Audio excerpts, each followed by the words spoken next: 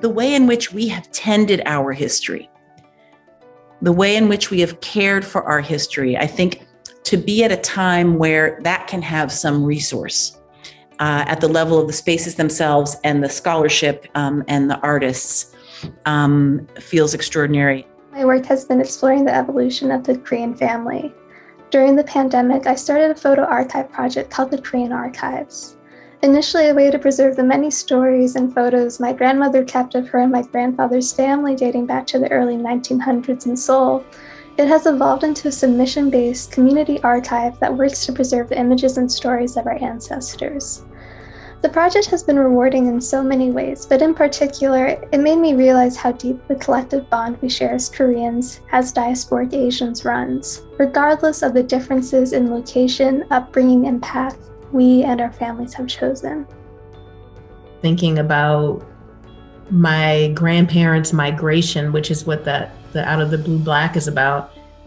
My grandparents' migration out of the South. Like, I didn't even know about that history until I was an adult. Like, my grandmother died and we inherited these possessions. Then my mom started telling me about how they had to migrate from Virginia to upstate New York in the dark. And I didn't know about that because, like, you know, so much of our history is wrapped up in trauma and the violence that like comes out of that, the celebration of white supremacy. So yeah, so it is important for me to disrupt that and to kind of rethink what a monument can be.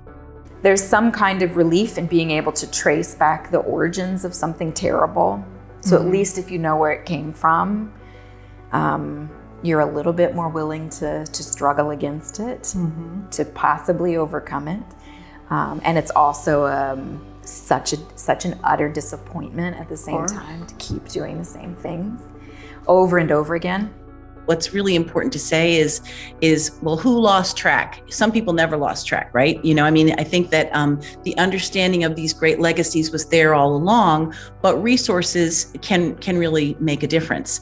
Financial resources, or in my long life as a professor, you know, who do you teach? How do you tell the story of what is American culture? What are the versions that we're putting forward to generations of students? There are, from wherever we sit, there are ways that we can see more inclusively. So to me, the question is always, from where you sit, what will you do?